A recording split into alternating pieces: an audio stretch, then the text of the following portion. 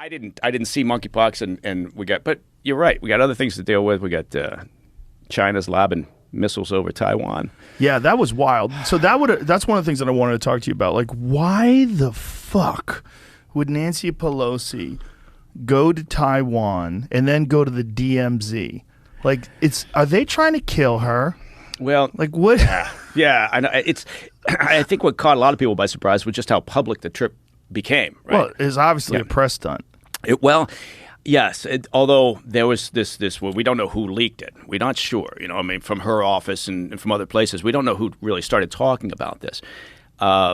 Because there have been a number of delegations, obviously, going back and forth. We just had another one in Taiwan. Got almost no press. Right. But it really doesn't matter who would leak it, because as soon as Pelosi's staff decided they're going to start talking to their Taiwanese counterparts about arranging a trip like this, from the very first conversation, the Chinese intel already knows about it, right? They've picked up on it. So they're already aware. But anyway, so whether the Chinese regime decided to leak it and make a big issue of it because they're getting very surety about Taiwan at this point, it's anybody's guess. But I think once it became a public issue and a spectacle, she had to go. She couldn't back down. Right. So that was inevitable.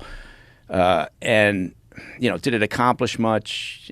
It's fine. We've got an obligation. We got the One China policy, and we've got the unofficial recognition of Taiwan. And I don't think anybody in any administration going back to the beginning of that policy ever really understood what it all means. It's very complicated. It's messy. Every administration preferred not to talk about it, really, because it's kind of like the Middle East. Nobody ever thinks it's going to sort itself out properly. So, but I never thought I'd say this. To Pelosi's credit, she's been hanging in there as a supporter of Taiwan for most of her time. And whether that's because she's making a lot of cash over there on deals, I don't know. Well, she brought over her son. Yeah. Who is in the mining business. She would have brought her husband, but he was busy with that DUI charge, which is not a funny thing. It's hopefully he gets help. Anyway, I don't know where I'm going with that. Sympathy for Paul Pelosi. No sympathy. Yeah. It's, I guess they released a video that showed how fucked up he was, which, people were very concerned with him getting released. Like, they just kind of dropped the case, and now so apparently it's back on again. Yeah. It's hard to believe that there could be two standards of justice.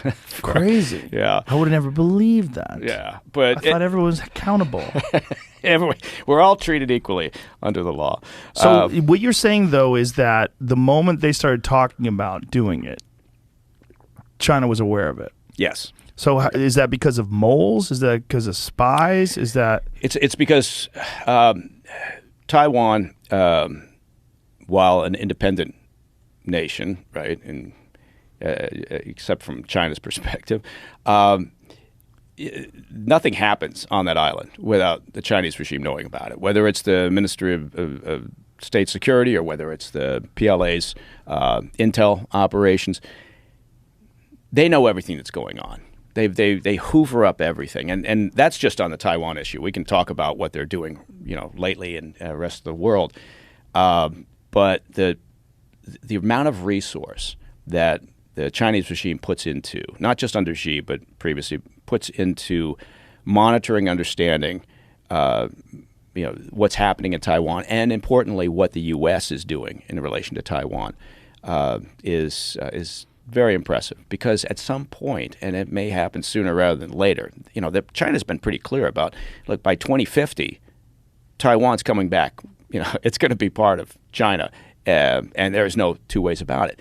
But now people are talking about, well, that could be 4 years from now. They've accelerated the timetable, and that's causing a lot of concern. There's been a very big buildup of the Chinese military, obviously, and we've talked a little bit about that in the past, but also their aggressive behavior. So as their military's been growing, so has their sort of willingness to be aggressive about it and to put themselves out there, which didn't used to be the case, in part because I don't think they felt emboldened enough yet due to the strength of their Navy in particular. They've got the largest Navy in the world.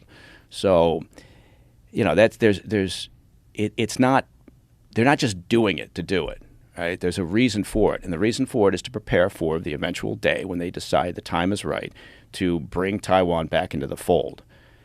And that's going to be a very messy day from our perspective because, what are we going to do about it? Are we going to war with China to defend Taiwan? What are the two perspectives?